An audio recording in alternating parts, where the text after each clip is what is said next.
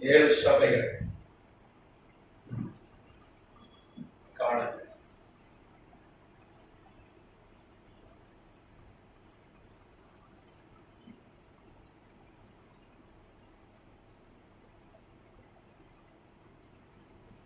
நம்ம எபேசு சபை பார்த்தோம். முதலாவது சபை, 2வது சபை ஸ்பிர்னா நிறைய எல்லாமே இனி நடக்க போகிறவர்களை தான் ஆண்டவர். யோவான் அவன் இப்போ 89 வயசுல அவன் பத்மூத்தியோட கைதியா ராஜா ரோம பேரரசன் டொமிஷன் கொண்டு போயிடுறான்.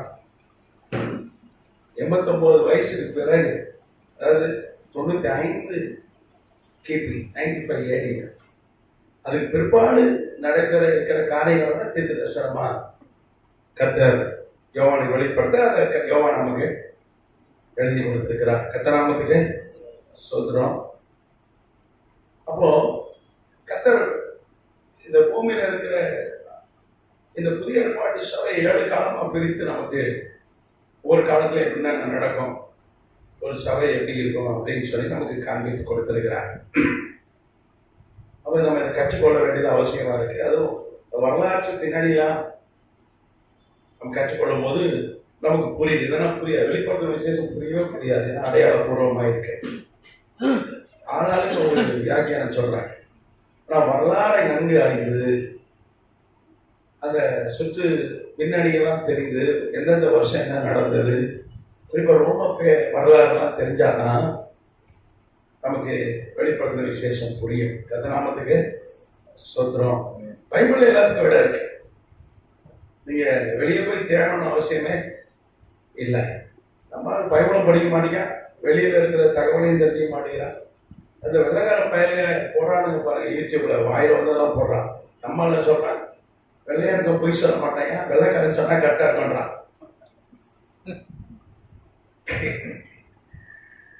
கர்த்தநாமத்துக்கு தானியெல்லாம் அன்னகாரன்னு சொல்றான். அன்னகாரனா திருநங்கை, அந்த பேர் அழகா சொல்லுது. 1ஆம் அதிகாரத்துல அவன் ஒரு வாலிபன் 20 வயசுல நேபுகாத்நேச்சர் கைதியா கொண்டு போறான். மனைவி பிள்ளைகள்லாம் அவனுக்கு தானே இருக்கு, பைபிள்ல இருக்க ஆதாரம். அதுக்கப்புறம் எசேக்கியேல் 14ஆம் அதிகாரம் 14-16 சொல்லப்பட்டிருக்கு. அவனுக்கு மனைவி உண்டு, பிள்ளைகள் உண்டு. 33 வயசாகும் போது எசேக்கியேல் தீர்க்கதரிசி புத்தகம் கர்த்தர் தானியேலை குறித்து எழுதுறார். அவனுக்கு மனைவி பிள்ளைகள் உண்டு. இப்போ 20 வயசுக்கு அங்கே போனா அவன் பில்கியா என்கிற ஆசாரனுடைய மகள் சூசனாவை திருமணம் பண்ணிட்டான். அவன் மனைவி பேர் சூசனா. அதுக்கப்புறம் அவனுக்கு ஒரு மகன் உண்டு. எத்தனை பிள்ளைகள் தெரியாது. ஒரு மகளை குறித்து பதிவேடு இருக்கு, வரலாற்று பதிவேடு இருக்கிறது. ஒரு மகன் பெரிய உயர் பதவியில் இருந்தான். அவன் மேதிய பேசிய சாப்பிட்றதுல ஒரு மிகப்பெரிய பிரதானியாக இருந்தான் என்று வரலாறு சொல்லுது. பைபிளே இருக்கு, பைபிளே இருக்கு. சிலர் சொல்றாங்க இல்லைங்க, அவர் வாலிபனா தான் போனார் 20 வயசுல. அங்க பாபிலோன்ல அவருக்கு ஆபரேஷன் பண்ணிட்டாங்க, அவர் திருநங்கை ஆக்கிட்டாங்க. ஆனா எசேக்கியேல் 14ஆம் அதிகாரம் சொல்லப்படும் போது 33 வயசு தானே இருக்கு.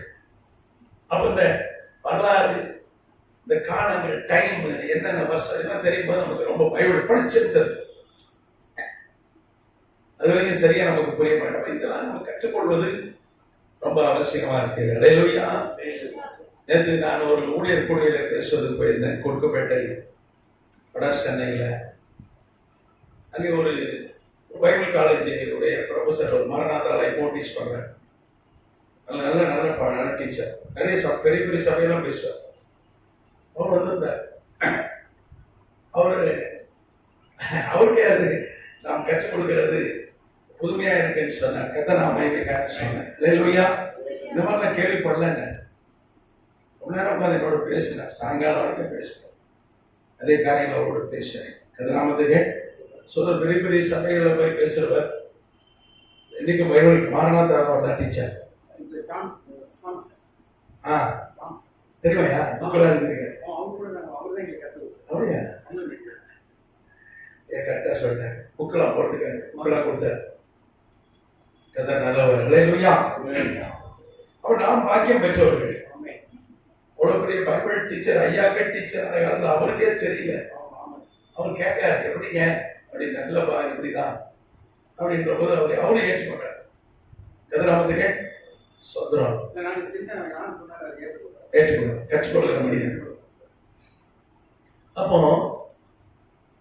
நாம் பாக்கியம் பெற்றோம். நமக்கு இந்த வெளிப்பாடுகள் கர்த்தர் இந்த பெரும்பாக்க சபையில நமக்கு கர்த்தர் கொடுத்திருக்கிறார். இது கர்த்தர் தான், இது நம் மனிதர்கள் அல்ல, நம்மளாம் கருவிதான்.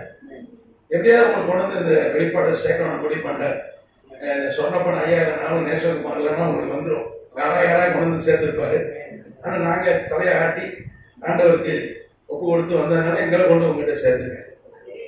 அதை நமக்கு சொல்றோம். தேவையா வடபள்ளியில் செமினார் அடிக்க போயிருந்தேன் திங்கக்கிழமை, ஃபுல் டே செமினாரு.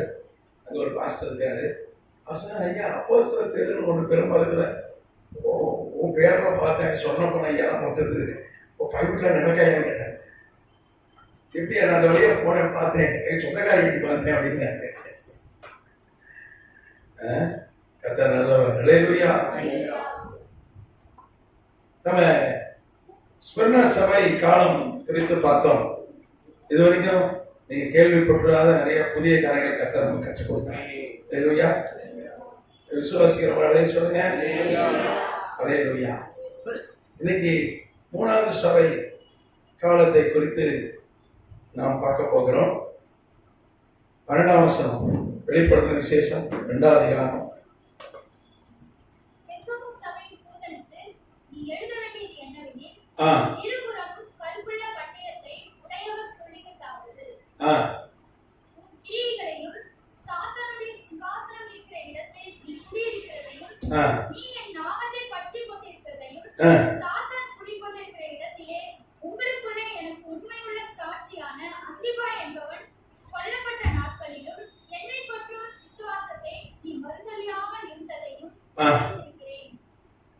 அடுத்தது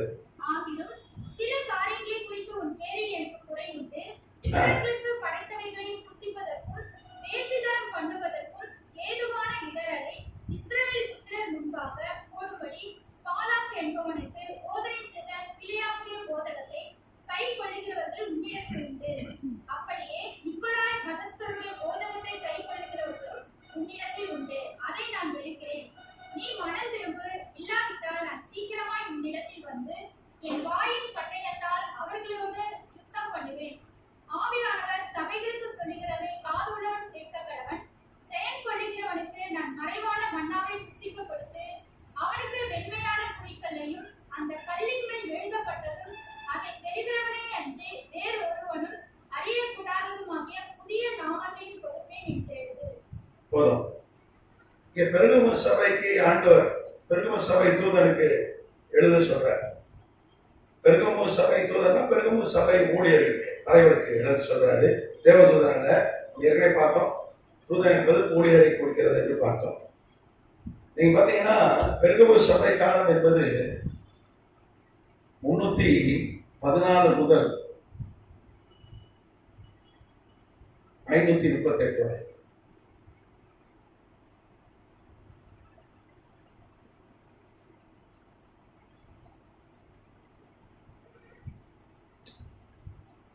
பெருகமுன்னு ஒரு சபை அன்னைக்கு இருந்தது, துருக்கியில இருந்தது. பெருகமாச பட்டம் இன்னைக்கு இருக்கு துருக்கியில. ஆனால் ஒரு இஸ்லாமிய தேசம் அது மாறி போச்சு. கதிராமத்துக்கு சோதரம். பெருகமாசத்துக்கு ஒரு கிரேக்க சொல். நீங்க இங்கிலீஷ்ல பாத்தீங்கன்னா நிறைய கிரேக்க சொல் இருக்கும், லத்தீன் சொல் இருக்கும். அப்போ இது ஒரு கிரேக்க சொல். இந்த பெருகமாசம்னா மேரிட் டு டவர்னு அர்த்தம். அதாவது கோபுரம், கோபுரத்தோடு ஐக்கியம் என்ற அர்த்தம். நீங்க பாத்தீங்கன்னா இந்த காலகட்டத்தில் தான் சபைக்குள்ளே விக்கிர காலம் நடந்தது. கிறிஸ்தவ சபை, ஆதி திருச்சபை, தூய்மை அந்த சபைக்குள்ள விக்கிர காலம் நடந்தது. அதனாலதான் பெருகமு சபை காலம் என்று கர்த்தர் இதுக்கு பெயரிட்டிருக்கிறார். பெருகமு என்றால் விக்கிரகத்தோடு, ஒரு கோபுரத்தோடு. கோபுரங்கள் விக்கிர கோபுரம். அன்னைக்கு பெரிய கோபுரம் விக்கிரக கோபுரங்கள் இருந்தது. அந்த கோபுரங்களோட ஐக்கியம் என்று அர்த்தம். விக்கிரக ஆராதனை அப்பதான் இந்த காலகட்டத்தில் தான் சபைக்குள்ளே வந்தது. கர்த்தராமத்துக்கு ஸ்தோத்திரம். நீங்க பெருகமு சபை காலத்துல உலகத்தை ஆண்டது ரோம பேரரசு. நீங்க பாத்தீங்கன்னா கான்ஸ்டன்டைன் தான்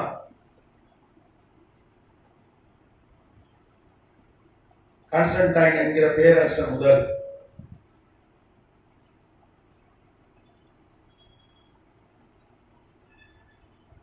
விஜிலஸ்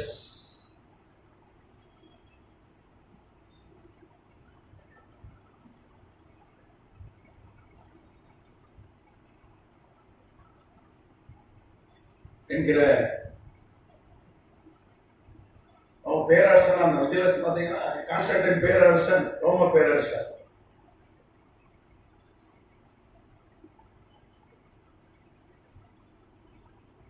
விஜிலஸ் பார்த்தீங்கன்னா போப் பிளஸ் பேரரசர். அன்னைக்கு போப்பார்கள் அரசர்களாக இருந்தார்கள், போப்பாவும் இருந்தாங்க.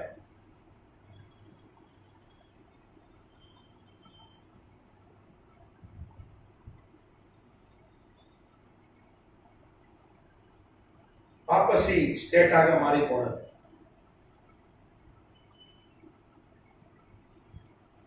ஸ்டேட்னா ஆளுகை.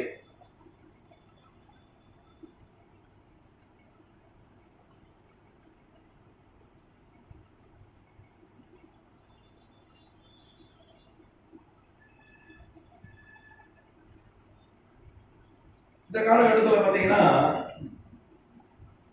ஆண்டவர் என்ன சொல்றாரு? இருபுறமும் கற்குள்ள பட்டயத்தை உடையவர் சொல்லுகிறார். ஒவ்வொருத்தருக்கும் ஒரு மாதிரி வெளிப்படுகிறார். நீங்க பார்த்தீங்கன்னா எபேசு சபைக்கு என்ன சொல்றாரு? ஆமா, 7 நட்சத்திரங்களை நம்முடைய வலது கருத்தில் ஏந்தி கொண்டு 7 பொன்குத்துகள் மத்தியில் உலாவி கொண்டு சொல்றாரு. அதான் என்ன சொல்றாரு? ஊழியக்காரர்களை கையில பிடிச்சிட்டு சபையில உலாவ தேவனா அப்படின்னு அறிவுப்படுறாரு. ஒரு ஒரு ஆள் இருக்காங்க, அவங்க ஆஸ்பத்திரிக்கு போனால் என்ன பண்ணுவாங்க? டாக்டராக இருக்காங்க, நான் டாக்டர்னு அறிய முடியுமா? நீங்கள் யாருங்க? நான் டாக்டர். வீட்டுக்கு வந்தால் என்ன கொண்டாடிட்டு டாக்டர்னு சொல்ல முடியுமா? புதுசாக தான் சொல்ல முடியும். இல்லைன்னா தோசை கரண்டே அடிப்பா. பையன்கிட்ட போய் டாக்டர்னு சொல்ல முடியுமா? ஆமாம், உங்கள் அப்படா கதை கட்டும் போது யார் வந்திருக்க? டாக்டர். டாக்டர்னா வெளியே போயிடுவாங்க. அப்பா வந்திருக்கானா தரணும். யார் வந்திருக்கா? பாஸ்டர் வந்திருக்கா? பாஸ்டர்லாம் உடனே சேர்க்க முடியாதுமா என் பையன். நேசகுமார் வந்திருக்கேன் உள்ளவங்க சொல்றேன். அதே மாதிரி ஆண்டவர் சொல்றாரு, எப்பா இங்க பேசுற என்ன சொல்றாரு? நான் வந்து புறம் கருப்புள்ள பட்டயத்தை உடையவர் சொல்கிறதா வந்து புறம் கருப்புள்ள பட்டயம் என்பது வேத வசனங்கள். வேத வசனங்களை தான் வேதம் என்ன சொல்றது? ஆவிக்குரிய எல்லா பட்டயத்தை காட்டிடும். கருப்புள்ள ஒரு பட்டயம், அதுதான் பிசாசு வெட்டம். சிலவெல்லாம் படுக்க தூங்கும் போது நான் ஒருத்த பார்க்க மண்வெட்டி வச்சு படுக்காங்க. என்ன பண்ணா இல்லை மண்வெட்டிச்சா பேய் வராதுங்களா? அந்த மண்வெட்டியால மண்டையில் ஒன்று போடுவோம் டங்கடி. ஒருத்தர் செருப்பை போட்டு வச்சிருக்காங்க. ஏன்னா செருப்பு கண்டா பேய் வராது. பேய் வந்து பிசாசு வந்து எதுக்கு பயப்படும்? இருபுறமும் கருப்புள்ள ஒரு பட்டயம். ஆமா, ஒரு நல்ல ஒரு பைல்வான் மாதிரி ஒரு ஆள் இருப்பார். சண்டியா இருப்பாங்க அந்த காலத்துல. அதான் பாடி பில்டர், பெரிய பிரபலமானார், ஃபேமஸானார். அவரு நான் ஒரு பகுதிக்கு ஊழியத்துக்கு போயிருந்தேன். அப்போ இதை கேள்வி பண்ணேன். என்னை மதிச்சு விசாரசலாம் வந்தா நான் ஓட விட்டுறேன், என்கிட்ட பெரிய பெரிய கத்தி இருக்கு அப்படின்னு சொன்னேன். ஒரே அடியில் நாக் அவுட் பண்ணுறேன். அவர் ஒரு பாக்ஸர் வேற, பெரிய அந்த ஏரியாவில் கொஞ்சம் பிரபலமான ஒரு ஆளு. எல்லாம் அவனை கேட்ட பயிர்வான், ஒரு பயிர்வான், ஒரு சண்டியர் அப்படின்னு வச்சுக்கிறேன். கேள்வி பண்ணார், ரொம்ப கேள்வி பண்ணி சிரிச்சார். என்னங்க பாஸ்டர் பிசாசம் கிடையாது, என்கிட்ட வர சொல்ல நான் பார்த்துக்கிறேன். மறுநாள் வந்து பார்த்தீங்கன்னா ராத்திரி தூங்கும் போது ஏதோ ஒன்று ஏறி மேலே உட்காந்துட்டான். அவரை பிடிச்சி அமைக்கிருக்கு. வெளியே படுத்து அந்த மனுஷன் ஓடி போய் இந்த அலறி சொன்ன வந்து வீட்டுக்குள்ள வந்து அப்புறம் எனக்கு தகவல் சொன்னாங்க. ரொம்ப பயந்து சொன்னாடிக்கு பெணாத்துறாரு, கொஞ்சம் கொஞ்சம் வாங்க அப்படின்னு சொல்லி கூப்பிட்டாங்க. அப்புறம் நான் போனேன், கேட்டேன், இல்லையா நீ பெரிய சவால் விட்ட? சும்மா நான் போனேன், என்ன நடுவில் வந்து கத்தியால் வெட்டிடுறேன், போட்டு ஒரே குத்து ஒரே பஞ்சு நாக் அவுட் பண்ணிடுறேன்னு. என்ன ஆச்சு? ஐயோ பாஸ்டர் தெரியாமல் சொல்லிட்டோம் பாஸ்டர் நடுவில் ஒரு ஜோமானோட கர்த்தர் விடுதலை கொடுத்தார். இயேசு நாமத்தில் ஜெபித்த பொழுது அல்லேலூயா. பிசாசு வந்து பெரிய பாடி பில்டர்கள்லாம் பயப்பட மாட்டான். பெரிய பாடி பில்டர்கள்லாம் பயப்பட மாட்டான். கத்திக்கெல்லாம் பயப்பட மாட்டான். செருப்பு மண்வெட்டி இந்த பூசணிக்காய் கட்டி தான் போடுவான் சிலவன் பார்த்துருக்கீங்களா. சில ஒரு பயங்கரமான உருவ பொம்மையை விட்டுருவான். இதுக்கு என்ன அவன் அதுக்கெல்லாம் பயிர மாட்டான். ஒன்னே ஒன்று கண்டு பயிர்வான் வேத வசனம். அவனை போய் வெட்டும் உள்ள அவனை வெட்டி அவனுக்கு ரத்த காயத்தை ஏற்படுத்தும், அவனை சேதப்படுத்தும். அதனாலதான் பிசாசு என்ன பண்ணுவான், இருக்க கருக்குள்ள பட்டயமாகிய வேத வசனத்துக்கு பயப்படுவான். அதனால ஆண்டவர் சொல்றார், நீ எழுத வேண்டியது என்னவெனில் இருபுறமும் கருப்புள்ள பட்டயத்தை உடையவர் சொல்லுகிறதாவது உன் கிரியைகளையும் சாத்தானுடைய சிங்காசனம் இருக்கிற இடத்தில் நீ குடியிருக்கிறதையும் நீ நாமத்தை பற்றி கொண்டிருக்கிறதையும் சாத்தான் கூடிக்கொண்டிருக்கிற இடத்துல உங்களுக்குள்ள எனக்கு உண்மையுள்ள சாட்சியான அந்திப்பா என்பவன் கொல்லப்பட்ட நாட்களிலும் என்னை பற்றி விசுவாசத்தை நீ மறுதாம இருக்க அறிந்திருக்கிறேன். அது பாராட்டுறார் ஆண்டவர், சபையை பாராட்டுறார். இருக்கும் சபையை என்ன சொல்றாரு, நீங்க எனக்காக என்ன பண்ணீங்க, கிரியை செய்தீர்கள், பாடுகளை சகித்தீர்கள். அதுவும் சாத்தான் குடியிருக்கிற இடத்துல நீங்க என்ன பண்ணீங்க, குடியிருந்தீங்க. நல்லா கவனிக்கணும். சபையுடைய அட்ரஸ் எங்க, சாத்தானுடைய சிங்காசனம். சாத்தானுடைய சிங்காசனம் அன்னைக்கு ரோம பேரரசு. ஏன்னா உலக நீங்க பைபிளை பார்த்தீங்கன்னா விசுவாச வந்து பைபிள் எப்படி அடையாளம் சொல்லப்படுதுன்னா உலகை ஆளுகிற பேரரசருக்கு அடையாளம் சொல்லப்படுது. தானியேல் 10 பார்த்தீங்கன்னா பெர்சியாவுடைய அதிபதி அப்படின்னு சொல்லப்படுது. அப்போ உலகத்துல அன்னைக்கு கிரேக்க அதிபதி இப்படிதான் சொல்லப்படுது. நீங்க அமெரிக்க அதிபதினு சொல்லலாம். நான் அந்த உலக ஆளுகை யார்கிட்ட இருக்கு, பிசாசு இருக்கு. உலகத்தின் அதிபதி யாரு, அவன்தான். உலகம் யார் கையில இருக்கு, இப்போ அமெரிக்கா கையில இருக்கு. அமெரிக்கா தான் உலகத்தை ஆட்டி படைக்குது. அப்போ அமெரிக்க அதிபதினு சொல்லலாம் தயாராபூர்வமாய். அதே மாதிரி அன்னைக்கு 10 ஆண்டுகள் தினந்தோறும் 4000 கொண்டு போட்டார்கள் ரோம பேரரசர்கள். அப்ப சபை எங்க இருந்தது, அங்கதான் இருந்தது. பெருகுமு சபை எங்க, துருக்கி தான். எங்கே உபத்திரம் துவங்கியது அங்கதான்.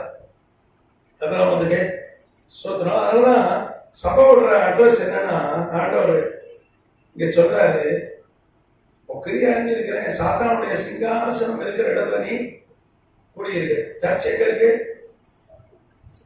அடையாளம் என்ன சொல்லுங்க, சர்ச் அட்ரஸ் சொல்லுங்க. அது சாத்தான் சிங்காசனம் இருக்குங்க, அங்கதானே சர்ச்சு அப்படின்னு இந்த பெருகுமு சபை குறித்து சொல்லப்படுது. ஆமா, உழவு பாடுகள் மத்தியிலும் நம்ம இப்போ ஸ்மிர்னா சபை காலத்துல 10 வருஷத்துல 1 கோடி பேர் கொல்லப்பட்டாங்க. அவன் போன வகுப்புல பார்த்தோம். கோத்திரம் இந்த டொமிஷன், அன்னைக்கு டயட்ரிஷியன், அதுக்கப்புறம் கெலேரியஸ், அதுக்கப்புறம் மேக்சண்டஸ், 3 அரசர்கள் சேர்ந்து 10 ஆண்டுகள் 1 கோடி ஊழியர்களை கர்த்தருடைய பிள்ளையை கொண்டு போட பைபிளை அடிச்சு போட்டாங்க, சபையில அடிச்சுட்டாங்க. இப்போ சாத்தானுடைய சிங்காசனம் சாத்தான் தான் செஞ்சான். சபைக்கு எதிராக எழுமினான். நிறைய ரத்த சாட்சி மரணம். அதுல ஒருத்தன் அந்திப்பான ஒருத்தன் செலுத்தான்னு போடப்பட்டிருக்கு. அவனும் ஒரு ரத்த சாட்சி, அவனுக்கு பெரிய ஊழியர்கள், அவனும் கொல்லப்படுகிறான், ரத்த சாட்சியா மறிக்கிறான். கதிராமத்துக்கு பெரிய சபை தலைவர் அந்திப்பா, பெரிய ஊழியர், அவரும் கொல்லப்படுகிறார். இப்போ நீங்க பாத்தீங்கன்னா அந்த காலகட்டத்தில் சபை எங்க இருந்தது, பெருகுமு சபை சாத்தானுடைய சிங்காசனம். அங்கதான் கர்த்தர் சபையை என்ன பண்றார், சாதிக்கிறார். அல்லேலூயா. நேற்று கர்த்தராமத்தை சொன்னாங்க, கர்த்தர் பெரிய காரியம் செய்யற. நேற்று நான் போனபோது பெரிய அபிஷேகம் இருந்தது, நிறைய ஊழியர் வந்திருந்தாங்க. கடைசியா ஒரு அம்மா சாட்சி தான், தொண்டையில கேன்சர். அவங்க ஏற்கனவே சபைக்கு வந்து சுகம் பெற்றவங்க. அவங்க பிரச்சனை அங்கே வந்திருந்தாங்க, அவர் சாட்சி சொல்ல வைத்தாங்க. அவங்க கணவருக்கு தொண்டையில கேன்சர் நோயை கர்த்தர் சுகமாக்குறாங்க. இப்போ கர்த்தர் பாருங்க எங்கே தம்முடைய சபையை சாதிக்கிறார். ஆமா, பிசாசுடைய சிங்காசனம் பூமி பொல்லாங்கனுக்குள் இருக்கிறது. அது தெரியுமா உங்களுக்கு? அது பூமி யாருக்குள்ள கிடக்கு, பொல்லாங்கன். நம்ம சொல்லுவோம் ராத்திரினா சொல்லுவாங்க போதுடும் அப்படிமா, ஏன்னா அங்க பேய் இருக்கணும். ஆனா வேற சொல்லுது, அவங்க கட்சிக்கிற சிக்கம் போல யாரை விடலாம் என்ற வகை தேடி உன்னை சுத்தி ஒருத்தன் வராயா. அவன் பிசாசு. அவன் கூடயே தான் இருக்கிறான், உன்னை சுற்றி சுற்றி வரான். சுடுகாட்டில் தான் போய், சுடுகாட்டில் பேய்க்கு வேலையே இல்லை, அங்கே செத்து போன பாடி தான் இருக்கு. அங்கே மக்கள் எங்கே இருக்காங்க, அதான் இருப்பான். நாமத்துக்கு சொத்திரம். இங்கே ஆண்டவர் ஒரு சர்டிஃபிகேட் கொடுக்கிறார். நீ அந்திப்பா என்பவன் கொல்லப்பட்ட நாட்களிலும் என்னை பற்றும் விசுவாசத்தை நீ மறுதலையாமல் இருந்ததையும் அறிந்திருக்கிறாய். இப்போ வரலாறு பார்த்தீங்கன்னா கர்த்தநாமத்துக்கு சொத்திரம். வரலாறு பார்த்தீங்கன்னா 3ஆம் நூற்றாண்டு கிறிஸ்தவ வரலாறு படிச்சீங்கன்னா ஆச்சரியமா இருக்கும். தினந்தோறும் 5000 பேர் கொல்லப்பட்டாங்க. 10 வருஷத்துல 1 கோடி பேர் கொல்லப்பட்டாங்க. ஆனா உலகம் கூட 50% கிறிஸ்தவம், 20% இருந்த கிறிஸ்தவம் எப்படி ஆயிடுச்சு? 50%. கேரண்டியே சாவு. ஒரு கிறிஸ்டின் ஆகினா அவனுக்கு சாவு நிச்சயம். கிறிஸ்டின் ஆனால் செத்துருவான்னு தெரிஞ்சா நீ சபைக்கு போவீங்களா? சைனால எப்படின்னா, ஆனால் சைனால சபை பெருகி கொண்டே இருக்காங்க. ஒரு 25 கோடிக்கு மேல இருக்காங்க ஆவிக்குரிய கிறிஸ்தவர்கள். அதில் பார்த்தீங்கன்னா ஒரு 5 கோடிக்கு மேல விசுவாசிகள் ஒரு செத்து போனாலே உயிரோடு எழுந்திருப்பாங்க. நம்மள செத்து போன ஆட்களை அங்கங்கே கர்த்தர் உயிரோடு எழுப்புகிறார். அது குறிப்பாக நான் மைசூர் பக்கத்தில் ஒரு சபை இருக்கிறது, 7000 பேர் வராங்க, பெரிய சபை. ஒரு தமிழ்நாட்டை சார்ந்த ஒரு பாஷை தான் கூட இருந்தேன். அந்த சபையை குறித்து கேள்விப்பட்ட விசுவாசிகளை ஜெபம் பண்ணாங்க. கர்த்தர் அநேகரை உயிரோடு எழுப்பியிருக்கிறார். ஒரு 9 நாட்களுக்கு மேலே 14 பேர் உயிர் செத்து போன ஆட்கள் உயிரோடு எழுப்பியிருக்காங்க. விசுவாசிகள் ஜெபம் பண்ணி. மைசூரில் இருக்கு, பக்கத்தில் கிராமத்தில் ஒரு சபை இருக்கிறது. கர்த்தநாமத்துக்கு சோத்திரம். நான் அதை குறித்து சில செய்தி உண்மைதான் நான் சொல்றது, அது கட்டுக்கிறேன். நானே அந்த செய்தி அந்த பாலத்தில் ஒரு நதி ஓடுதான், மேகம் இல்லை, என்ன ஓடுது? நதி அப்படியே போயிட்டு எங்கே ஓடுமோ வெள்ளம். இந்தியா மேலே அப்படியே அச்சுறுத்தல், ஒரு அச்சுறுத்தல் இருக்கு. நம்ம ஜெபம் பண்ணோம். சென்னை நம்ம நிலைமை நினைச்சாலே ரொம்ப பக்குன்னு இல்லை. டிசம்பர் கொஞ்சம் கஷ்டப்பட்டோம், 2015 ரொம்ப கஷ்டப்பட்டோம். அந்த நிலைமை வரக்கூடாது, ஜெபம் பண்ணுங்க. அல்லேலூயா. மழை வந்து பிசாசால கொண்டு வர முடியாது. இயற்கையின் மீது அவனுக்கு அதிகாரம் இல்லை, வைரஸ் மீது அவனுக்கு அதிகாரம் இல்லை. தெரியுமா அவனுக்கு? பாக்டீரியா போன்ற நுண்ணுயிர் மீது அவனுக்கு அதிகாரம் உண்டு. இந்த பூமியில் இருக்கிற விலங்குகள் மீது அதிகாரம் உண்டு. நான் வைரஸ் மேலே அவனுக்கு அதிகாரம் இல்லை. பைபிள் தெளிவாக இருக்கு. அவன் கொஞ்சம் அதிகாரத்தை வச்சு அப்படியே சீன் போட்டு ஏமாத்திட்டு அஞ்சிட்டு அடையிறான். கர்த்தநாமத்துக்கு சோத்திரம். இங்கே ஆண்டவர் நல்ல சர்டிஃபிகேட் கொடுக்குறாரு. இவ்வளோ பாடு இருந்த போது மறுதளிக்கிறார். அப்போ டெய்லி போடுறான்ப்பா. அப்போ சபை உபத்திரத்துல சபை பெருகு. நீங்கள் அதை கவனிங்க. எப்போலாம் உபத்திரம் வந்தது அப்போலாம் சபை பெருகுது. அப்படிதான். அதான் எவ்வளோ உபத்திரம் வருது அவ்வளோ சபை விருத்தி அடைகிறது. உபத்திரம் இல்லாத காலத்து சபை என்ன பண்ணுது? விருத்தி அடைய மாட்டேங்குது. நீங்க வரலாறு படிச்சீங்க அப்படிதான். அதனால கர்த்தர் பாடுகளை அனுப்புகிறார். கர்த்தராமத்துக்கு. ஏன்னா அவிசுவாசம் உபத்திரப்பட்டது நல்லது. அதனால பிரமாணங்களை கற்றுக்கொண்டு ஆசீர்வதிக்க போட்டேன். தாவீது உபத்திரம் வரலன்னா வழங்கிக்க மாட்டேன். இப்போ என்ன சொல்றான்?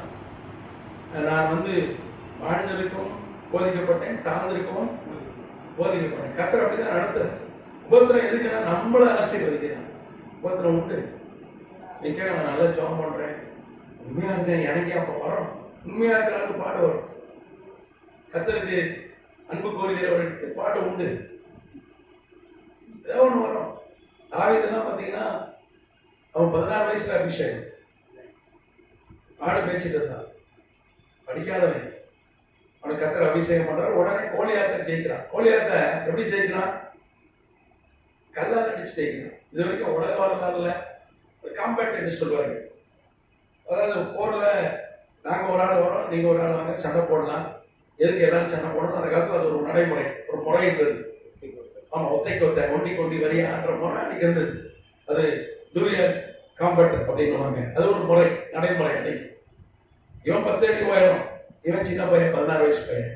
அவன் ஈட்டி கேடயம் கத்தி வில்லு அம்போடு வரான். இவன் எனக்கு இதில் பழக்கம் இல்லைன்னு கல்லை கொண்டுட்டு எழுதினான். உலகம் வரலாறு இப்படி ஒரு சண்டை யாரும் போட்டதே இல்லை. அவன் கத்தி கொண்டாதான் இவன் கத்தி கொண்டாடுவான். உலக வரலாறு. நீங்க தஞ்சாவூர் போனீங்கன்னா ராஜராஜ சோழன் பயன்படுத்தின பட்டயம் இருக்கு. சோழ அரசன் பயன்படுத்த சோழர்கள் உனக்கு உலகத்தை ஆண்டார்கள். அது நம்ம பெரிய நம்ம தமிழ்நாட்டுக்கு ஒரு மிகப்பெரிய பெருமை. அது சோழர்கள் வந்து வெளிநாட்டில் ஆண்டாங்க. பூம்புகார் என்கிற துறைமுகமாக கப்பல் படையை வைத்து உலகத்தையே இலங்கை, இந்தோனேசியா, மலேசியா கடாரம் கொண்டாடுவாங்க. ரொம்ப ஒரு ஆச்சரியமான ஒரு வரலாறு. உலகத்தை ஆட்டி படைத்தார்கள். இந்த பக்கம் தென்னிந்தியா முழுக்க அவன் கண்டு வச்சுட்டாங்க. அந்த பட்டயம் பார்த்தீங்கன்னா 2 பேர் சண்டை முடியாது. சோழ அரசனுடைய கத்திய ஒரு 2 பேர் சேர்ந்த அவன் பிடிச்சி எப்படிதான் சண்டை போட்டு அவன் கூட நாடுகளை தேய்ச்சான். அப்போ அவனோட அப்போ சவுல் அதே மாதிரி தானே பலசாலி பரக்கிரமசாலியா இருந்தான். சவுலே பயப்படனா அப்போ கோலியத்தை எவ்வளோ பெரிய ஆளாக இருந்திருப்பான். நெசவு அந்த மரம் மாதிரி அவனுடைய ஈட்டி பெருசு. ஆனா கல்லால் அடிச்சவன் கேட்டான், நாயா கழுத்துக்கு அடிக்கிறதுக்கு அவனே கேட்டான். ஆனா கர்த்தர் பாருங்க ஒரு புதிய விதத்துல நடத்தி, இது ஒரு புதுசு தான். நீங்க உலக வரலாறு தேடி பார்த்த கல்லால அடிச்சு ஒரு 10 அடி ஆளை கொண்டானா எவனுக்கு ஒத்துக்க மாட்டான். ஆனா கர்த்தர் செய்தான். கர்த்தர் நாமத்துக்கு சொத்துறோம். கல் வந்து நெத்திக்குள்ள பாயாது, துப்பாக்கி கொண்டுதான் பாயம். அப்போ கர்த்தர் ஒரு அற்புதம் செய்து அந்த கல்லை வேகமா உள்ள போயிச்சிட்டார். இல்லைன்னா கோழி அடிச்சாவானா கல் அடிச்சா அவனுக்கு எறும்பு கடிச்ச மாதிரி இருந்திருக்கும். சுத்தி தானே அடிக்கிறான். துப்பாக்கி குண்டு தான் ஒரு 2000 கிலோமீட்டர் வேகத்தில் போகும். துப்பாக்கி குண்டு 2000 கிலோமீட்டர்ல போகுங்க. அதனால உள்ள புதுது. அப்ப கர்த்தர் ஒரு அற்புதம் செய்தார். அப்ப நினைச்சிருப்பான் தாவீது. எல்லாம் சொன்னாங்க சவுல் கொண்டது 1000, தாவீது கொண்டது 10,000, 16,000, 10 மடங்கு போல் வந்துச்சு ராஜாவோட. ஆனா பாத்தீங்க ஒரு 25, 26 வயசுல மாமனார் என்ன பண்றாரு, சவுல் பொண்ணை வேற கொடுத்துட்டு கொள்ள வேற பார்க்க பல முயற்சி கொள்றது. 27வது வயசுல உச்சகட்டம் ராணுவமே தோற்றுது. எங்க பார்த்தாலும் தாவீதை கொண்டு தாவீது எங்க போயிட்டான், மோவாவுக்கு போயிட்டான். மோவாப் தேசத்துல போய் அரண்ல போய் தங்கிட்டான். மோவாப்புடைய அரசனுடைய அரண்மனை கோட்டையில போய் தங்கிட்டான். கர்த்தர் என்ன பண்ணாரு, காத்தீர்க்கு தரிசி அனுப்பி சொன்னப்பா, நீ கோட்டையில சொகுசா இருக்கிறத நான் ஒத்துக்க மாட்டேன். நீ என்ன பண்ண, கம்ஃபர்ட் ஜோனை விட்டு வெளியே வா. நீ வந்து யூதால காட்டுல தங்குன, வீடு கிடையாது, காட்டு விலங்குகள் ஒரு பக்கம் பிரச்சனை, ஒரு பக்கம் சவுளுடைய போராட்டம். ஆனா நீ வா, நீ பாடல் பட்டாதான் உன்னை நான் அடுத்த நிலை போனேன் கொண்டு போ ராஜா கொண்டு கூப்பிட்டாரு. வேற வழி இல்லாம என்ன பண்ண, அவனும் கர்த்தர் கீழ்ப்படிஞ்சு வெளியே வந்தான். இல்லைன்னா அவன் அரண்மனையிலே சொகுசா இருந்தான். நீங்க கட்சி வரையும் ராஜா வைக்க மாட்டான், உயர்த்தப்பட்டிருக்கவே மாட்டான், ஒரு தாலி என்ற ஒரு ஆளை நமக்கு கிடைச்சிருக்க மாட்டான். அவன் கர்த்தர் அனுமதிக்கிறார். கம்ஃபர்ட் ஜோனை விட்டு கொஞ்சம் வெளியே வந்துதான் ஆகணும். கொஞ்சம் சொகுசு, நம்ம சொகுசு விட்டு வெளியே வர்றது ரொம்ப கஷ்டமா இருக்கு. பெரிய பெரிய தொழிலதிபர்கள் என்ன சொல்றான், கொஞ்ச காலம் நாங்க ரிஸ்க் எடுத்து கொஞ்சம் கம்ஃபர்ட் ஜோனை விட்டு வெளியே வந்தோம், அதனால தான் நீங்க ஜெயிச்சிருக்கோம். ஒரு மாற்றம் வரும்போது, ஒரு உயர்வு வரும்போது கம்ஃபர்ட் ஜோனை விட்டு கொஞ்சம் சொகுசை விட்டு கொஞ்சம் வெளியே கர்த்தர் கொண்டு வருகிறார். அதுக்கப்புறம் தான் உயர்த்துறார், ஆசீர்வதிக்கிறார். கர்த்தர் நாமத்துக்கு ஸ்தோத்திரம். இங்க பாருங்க, ஒரு பாடு அனுப்புற சபைக்கு. அதுக்கப்புறம் உலக பேரரசை கிறிஸ்தவ பேரரசா மாற்றுகிறார். அப்போ கான்ஸ்டன்டைன் பேரரசன் ஆன உடனே உலகம் கூட கிறிஸ்டினா மாறிச்சு. 50% இருந்தது பாடுகள் மத்தியில.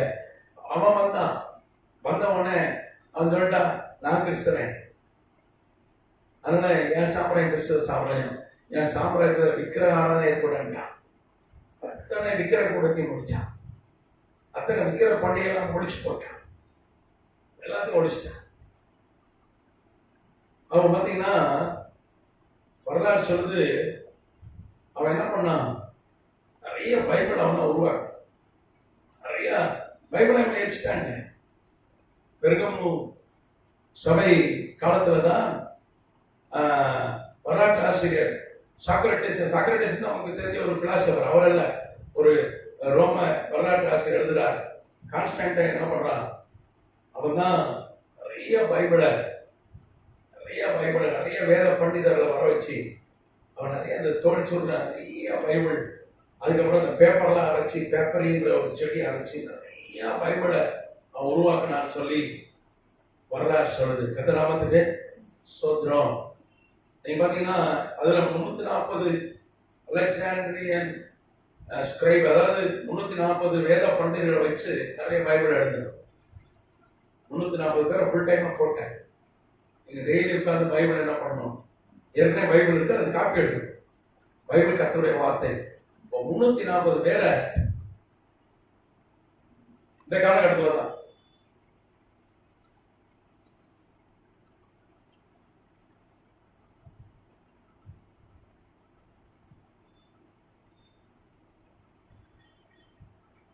ஸ்கிரைப்ஸ் அவன் நியமித்து அழிச்சு போட்ட வேத புஸ்தகத்தை மறுபடியும் நகர் எடுக்கும்படி அவன் செய்தான். அது ஒரு பெரிய விஷயம். நீங்க பாத்தீங்கன்னா இவங்கெல்லாம் வந்து அந்த காலகட்டத்தில் எகிப்துக்கு போய் ஒளிந்து கொண்டாரு. இந்த வேத பண்டிதர்கள் தான் ஸ்கிரைப்ஸ் எகிப்துல இருந்தாங்க.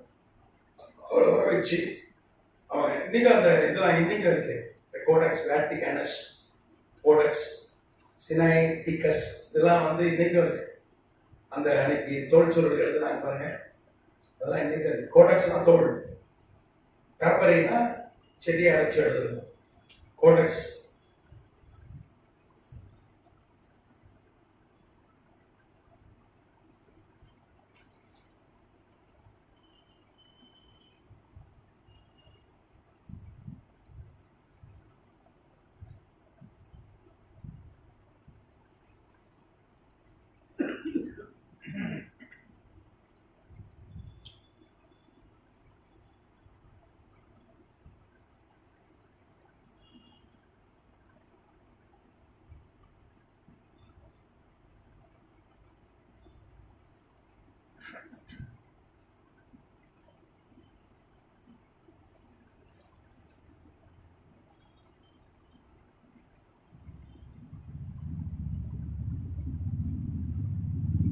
தோல் சுருள், கோடெக்ஸ்னா தோல்.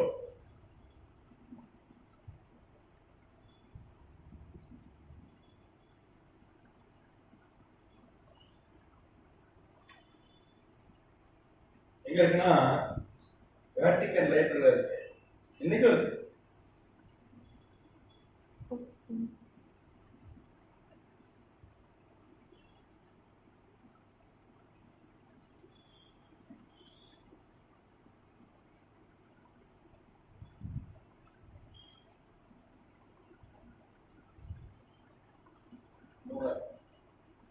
பெரிய ஒரு நூலகம் இருக்கு, இந்த கிரேக்க மொழி எல்லாமே. நீங்க பாத்தீங்கன்னா நிறைய பைபிளை கத்தர் கான்ஸ்டன்டைன் எழுப்பி நிறைய பைபிளை அதை உருவாக்க கத்தர் வச்சார். ஏற்கனவே பைபிள் இருக்கு, அதை காப்பி எடுக்க. ஏன்னா அன்னைக்கு வந்து ரோம அரசரை அடிச்சு போட்டார். ஆயிரக்கணக்கான பைபிள் கத்தர் அதை உருவாக்குறதுக்கு கிருபை செய்தார். கர்த்தநாமத்துக்கு ஸ்தோத்திரம். அது பிற்பாடு பார்த்தீங்கன்னா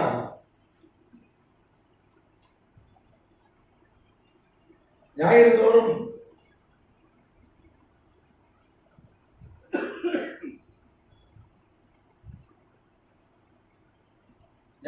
தான் அவங்க வந்து இந்த ரோமர்கள், உலகம் ஃபுல்லாக ரோமர்கள் ஞாயிற்றுக்கிழமை தான் லீவ் ஆகும், ஒரு இன்டர்நேஷனல் லீவ். ஏன்னா அன்னைக்கு வந்து சூரியன் சண்டேனா சூரியனை வணங்குற, அவங்க சூரியனை வணங்கினாங்க. அன்னைக்கு ஃபுல்லாக கான்ஸ்டன்டைன் வர்றதுக்கு முன்னாடி வரைக்கும் ரோம அரசர் தான் விக்கிரகம் தான் செய்தார். சூரியனை வணங்கினார்கள் அவர்கள், ஜூபிட்டரை வணங்கினார்கள், தம்முசை வணங்கினார்கள், சைவலை வணங்கினார்கள், இப்படி விக்கிரகங்களை வணங்கினார்கள். பெர்குரின்னு ஒரு இதை வணங்கினாங்க. கண்டிப்பாக நிறைய விக்கிரகங்களை வணங்கினாங்க. தெர்னஸ்னு ஒரு விக்கிரகத்தை வணங்கினாங்க. இப்படி நிறைய விக்கிரகங்களை வணங்கினார்கள். சாட்டன் அப்படின்னு ஒரு சனி அதை வணங்கினாங்க. அப்போ இந்த ஞாயிற்றுக்கிழமை அன்னைக்கு உலகம் ஃபுல்லாக லீவு. ஏன்னா 3 கண்டத்தில் இவங்க ஆளுகை, பல வருஷமா இவங்க ஆளுகை, பல வருஷமா ஞாயிற்றுக்கிழமை லீவு. அப்போதான் கிபி 321 இந்த சமய காலகட்டத்தில் தான் மார்ச் 7 தான் ஒரு உத்தரவு போடுகிறார். எல்லா விக்கிரக கூடத்தையும் மூடுறாங்க. சூரியன் விக்கிரக கூடங்கள், ஜூபிட்டர் மெர்க்குரி, சைபல், தம்முசு எல்லாம் விக்கிரகங்களையும் மூடுறோம். மூடிட்டு அதில் எந்த விக்கிரகங்களாம் வச்சுட்டு ஞாயிற்றுக்கிழமை லீவு என்ன பண்ணாங்க, கர்த்தரை ஆராதிக்கணும்னு சொல்லி நிறைய சபைகளை அவன் ஸ்தாபிக்கிறான். அவன் சாத்தியம் முழுக்க உலகம் முழுக்க விக்கிரக கூடங்கள்லாம் மூடப்பட்டார். வெவ்வேறு எழுப்புதல் பாருங்க, பயங்கரமான எழுப்புதலை கர்த்தர் இந்த பெருகும் சபை காலத்திலே கொண்டு வந்தார். கர்த்தர் நாமத்துக்கு சொத்துனா அந்த எழுப்புதல்லாம் 430 வரைக்கும் தான் இருந்தது. 430 கிபி வரைக்கும் தான் அந்த எழுப்புதல் இருந்தது. பிற்பாடு சபைக்குள்ள விக்கிரக ஆராதனை வந்து விட்டார். இப்போ கான்ஸ்டன்டான இருக்கும் பொழுது நீங்க எப்படி நியாயாதிபதி புஸ்தகத்துல கிதியோன் இருக்கும் பொழுது, அதுக்கப்புறம் தெபரா இருக்கும் பொழுது, ஏகூத் இருக்கும் போது, எப்தா இருக்கும் போதெல்லாம் இவர்கள் என்ன பண்ணாங்க, கர்த்தரை பின்பற்றினார்கள். அப்புறம் போன பிறகு தலைவர்கள் போன பிறகு விக்கிரக ஆராதனைக்கு போனாங்க. அதே மாதிரிதான் கான்ஸ்டன்டைன் இருக்கும்போது ஒரு மிகப்பெரிய எழுப்புதல். கான்ஸ்டன்டைன் ஒரு தாவீது மாதிரி ஒரு அரசன், தாவீதோட பெரிய அரசன். அவன் கர்த்தரை பின்பற்றுவதில் உண்மையாக இருந்தான். அவன் முகமாக பார்த்தான், ஆண்டவர் தரிசிச்சான். ரோமரசு பேரரசு ஒரு கிறிஸ்துவ பேரரசாக மாறி போனது பெருகமும் சபை காலத்தில். அது மாத்திரம் இல்ல, 321 மார்ச் 7 ஒரு உத்தரவு போட்டான், எல்லா கூடத்தையும் முடித்தான். அத்தனை விக்கிர கூடத்தையும் போட்டு ஞாயிற்றுக்கிழமை தோறும் சபை எல்லாரும் கர்த்தரை ஆராதிக்கணும்னு சொல்லிட்டான். அதுல தான் இப்ப ஞாயிற்றுக்கிழமை தோறும் ஆராதிக்கணும். அதுக்கு முன்னாடி எப்போ ஆராதிச்சாங்க, சனிக்கிழமை ஆராதிச்சாங்க. சனிக்கிழமை ஆண்டவர் வந்து யூதர்களுக்கு சனிக்கிழமை ஓய்வு நாளா அறிவிச்சார். ஏன்னா அவர் ஓய்வு இருந்தார், 6 நாள் வேலை செஞ்சுட்டு மாதத்தின் கடைசி நாள் ஓய்வு இருந்தார். அன்னைக்கு ஓய்வு நாளா அறிவிச்சார். பழைய ஏற்பாட்டு காலத்துல சனிக்கிழமை ஓய்வு நாளை கடைப்பிடிக்கணும், ரொம்ப முக்கியம். ஆனா புதிய ஏற்பாட்டுல ஆண்டவர் சொல்றாரு, ஏதாவது ஒரு நாளை என்ன பண்ணிக்க நீ விசேஷித்துக்கணும். புதிய ஏற்பாட்டும் சொல்லி கொடுத்தாரு, ஏதோ ஒரு நாளை நீ விசேஷித்துக்கலாம். இப்போ அரேபியா போன்ற நாடுகள்லாம் வெள்ளிக்கிழமை தான், வெள்ளிக்கிழமை தான் ஆராதிக்கிறேன். அப்படின்னா அந்த ஞாயிற்றுக்கிழமை ஆராதனை முறை பெருகுமு சபை காலத்துல வந்தது. நம்ம கர்த்தருடைய நாள் ஞாயிற்றுக்கிழமை அப்படின்னு சொல்லி நம்ம சொல்றோம். ஆனா ஓய்வு நாள்னா சனிக்கிழமை தான். ஆனா எல்லா நாளும் கர்த்தருடைய நாள் சொல்லி புதிய ஏற்பாட்டுல கர்த்தர் நமக்கு கட்டளை கொடுத்திருக்கிறார். எல்லா நாளும் விசேஷமான நாள் தான், என்னாலும் ஆராதிக்கலாம். ஏன்னா அன்னைக்கு வீடுகள் தோறும் தினந்தோறும் அப்பம் விட்டார்கள். புதிய ஏற்பாடு தினந்தோறும். பழைய ஏற்பாடு வருஷத்துக்கு ஒரு வாட்டி பஸ்காக்கு வந்தா போதும், குற்ற நிவாரண பலி செலுத்தினா போதும், சனிக்கிழமை ஜெபாலயத்துக்கு போனா போதும், வாரத்துக்கு ஒரு வாட்டி போனா போதும். புதிய ஏற்பாடு திறந்தோறும். அதனாலதான் சில சபைகளை திறந்தோறும் ஆரம்பிக்கிறேன். திறந்தோறும் நீங்க பாத்தீங்கன்னா இந்த ஜெயின மதத்தை சார்ந்தவர்கள் எங்க அவங்க ஜெயின மத கோயில் இருக்கோ அங்கதான் இருப்பாங்க. டெய்லி காலையில போயிடுவாங்க அந்த கோயிலுக்கு, ஒருத்தர் விடாத எல்லாம் போவோம். கோயிலுக்கு போகாம எந்த ஆபீஸும் தர மாட்டான், எந்த பிசினஸும் பண்ண மாட்டான், எந்த வேலையும் செய்ய மாட்டேன். ஒரு வைராக்கியம். ஆனா நம்ம கர்த்தருடைய பிள்ளைகளுக்கு அந்த வைராக்கியம் இல்லை. வாரத்துக்கு ஒரு நாள் கூட வர மாட்டேங்கிறான். ஒரு கர்த்தருக்கு பயப்பட பயம் இல்லை, அவன் அவ்வளோ வைராக்கியமா இருக்கான். சரி, அப்ப இந்த காலகட்டத்தில் தான் ஞாயிற்றுக்கிழமை கர்த்தரை ஆராதிக்கிற ஒரு முறை வந்தது. ஏன்னா ஞாயிற்றுக்கிழமை லீவா இருந்தது. இந்த கேள்வி தான் கேளுங்க, தொடர்ந்து நம்ம தொடரலாம். அடுத்த ஒரு இந்த கேள்வி இருக்க,